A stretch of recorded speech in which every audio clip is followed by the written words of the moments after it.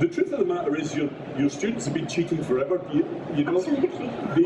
the AIS emails have been around. I used to be involved in consultancy, and this add up the turnover of. I live in Brighton. I have 2 universities. I can tell you how many essays were written, especially by foreign students, because the fear of going back and failing is so enormous.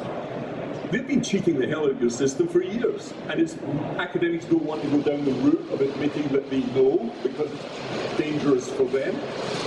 I mean, I wrote a whole chapter on cheat technology. You wrote a technology thing. You know, in India, you can buy a false arm that you put on the desk so your other arm can cheat underneath. You can buy invisible microphones. There are Indian kids who actually get surgery to put microphones inside it. It's all happening. And you know what kids do? This is how bad assessment is in higher education. Yeah, absolutely. I have a degree in philosophy.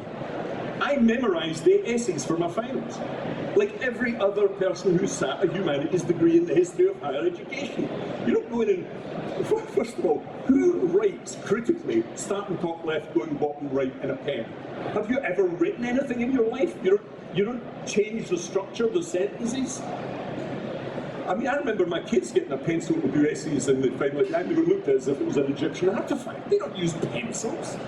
So I think, the credentialism is a busted flush in higher education, and you're pretending it's true, but it isn't. So last week, a really interesting article I read, 7,800 Indian kids to applications in Canadian universities, every single personal statement was ChatGPT written. And they know that because they were shameless. Some of them were absolutely identical. So you're in trouble here, but that's because assessment is hopeless. And you're not assessing anything by just shunting out one-line essay type stuff.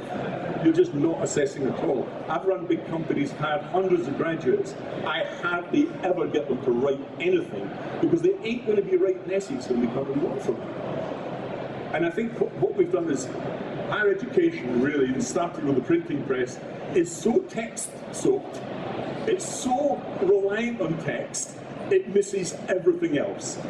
You can assess hardly anything in the real world using text, but that's the only assessment methods most people use. It's just totally and utterly bizarre.